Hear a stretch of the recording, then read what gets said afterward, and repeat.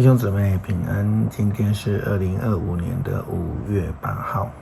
今天的经文是诗篇23篇，以西结书11章第1节到25节，启示录第5章第1节到第10节。今天要跟大家分享的主题是得拯救。耶稣基督说，生病的人才需要医生，我来就是要拯救失丧的人。如果一个人不觉得自己有病，或是觉得自己需要医生，那么他就不会去医院找医生，更不会想要去寻求救恩。最近因为摔伤，去医院的机会多了，与医院的同工谈到他们的部门，前一阵子有一位同工因为身体非常的不舒服，脸色苍白，才被要求去门诊，结果是癌症末期，没有多久就已经安息了。可是问题是这样子，这位同工他是在医院上班工作，要去安排门诊看医生，或是对于疾病的预防这样的概念，应该是比一般人还要好才对。但是同工告诉我，因为他太会忍痛了，等到受不了，我要求他去看门诊的时候，那个时候为时已晚。所以一个人没有病识感，他就不会去找医生，不觉得自己需要救恩，他就不会去寻找救恩。以西结书第11章第1节到25节，上帝的灵把我提起，带我到圣殿的东门。我在东门附近看见25个人，其中有2个民间领袖亚朔的儿子亚撒尼亚和比拿雅的儿子比拉提。上帝对我说，必朽的人啊，这些人在城里图谋邪恶，诡计多端。他们说，我们不久就要重建家园，这座城像锅，我们像里面的肉，得到锅的保护。所以必朽的人啊，你要公开的指着他们。上主的灵突然间临到我，上主告诉我，我要向人民传达这信息。以色列啊，你们嘴所说的，心所想的，我都知道。你们在这城里杀害这么多人，街道都堆满了尸体。所以我至高的上主这样说，不错，这座城就是锅，锅里的肉就是被你们杀害的人的尸体。你们不会在城里，我要把你们抛出城外。你们怕刀剑吗？我要用刀剑攻打你们。我要带你们到城外，把你们交给外国人。我已经判你们死刑，你们要在自己的国土上战死，这样你们就知道我是上主。这座城绝不会保护你们，像锅保护锅里的肉一样。你们无法在以色列的任何地方，我都要惩罚你们。你们要知道我是上主。你们去随从邻国的风俗习惯，就是犯了我的法律，违背了我的命令。我正在说预言的时候，比拿雅的儿子比拉提忽然倒闭了。我俯伏在地上大声喊，至高的上主啊，你要把以色列仅存的人都灭绝吗？上主对我说话，他说，必朽的人啊，耶路撒冷的居民在谈论你和跟你一起流亡的以色列同胞。他们说，那些流亡的同胞已经远离了上主的圣所，上主已经把这块土地赐给我们了。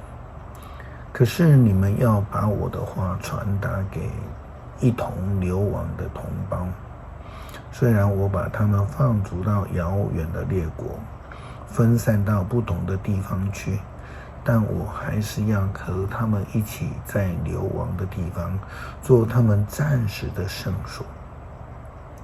所以你要把我至高上主所说的话转告他们，我要领他们离开我分散他们去的各国，把他们集合起来。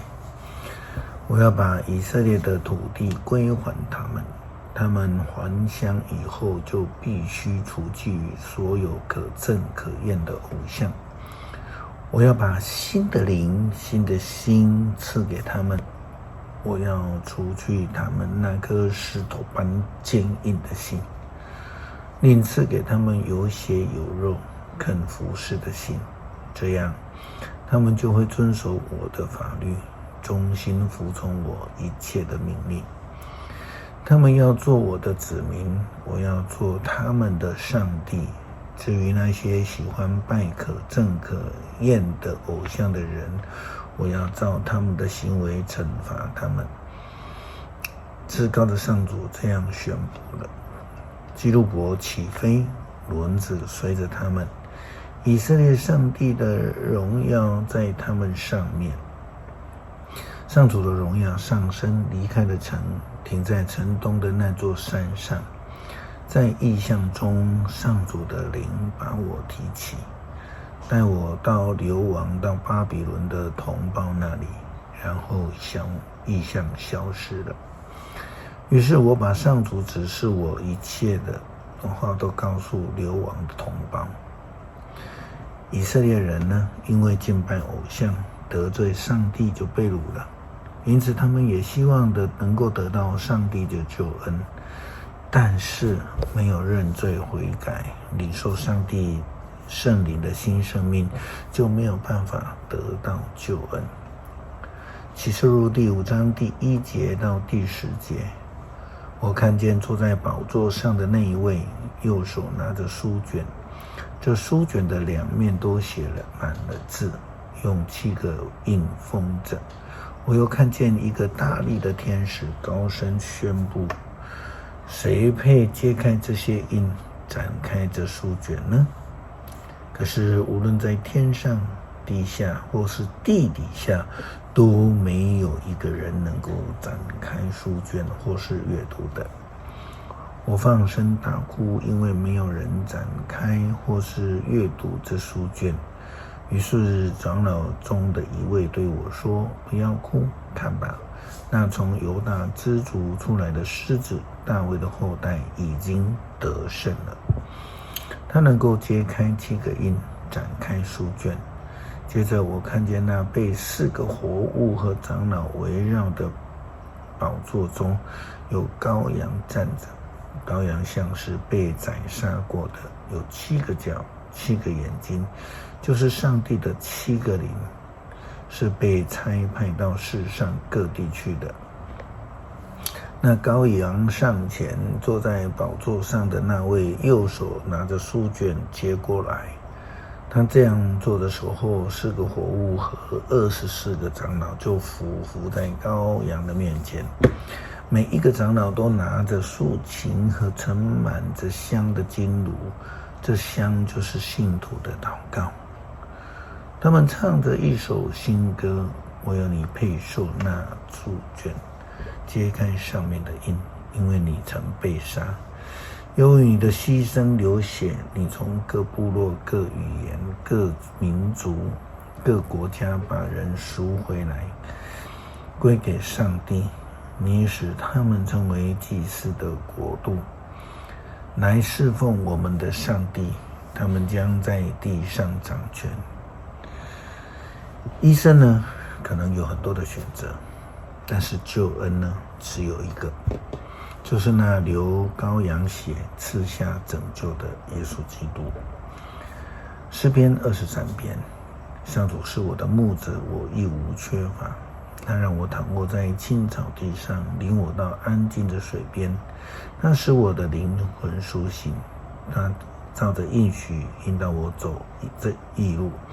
纵使我走过阴森山谷，也不怕遭害，因为你与我同在。你的杖领我，你的棍护卫我。在敌人的面前，你为我摆设宴席。你待我如上宾，斟满我的酒杯。你的恩惠慈爱终身不离我，我要永远住在你的殿宇中。恳求上帝帮助我们专心的追求，让我们知道我们需要救恩，并且追求那唯一救恩，透过耶稣基督羔羊宝血所赐下的。祷告奉主耶稣基督圣名求，阿们。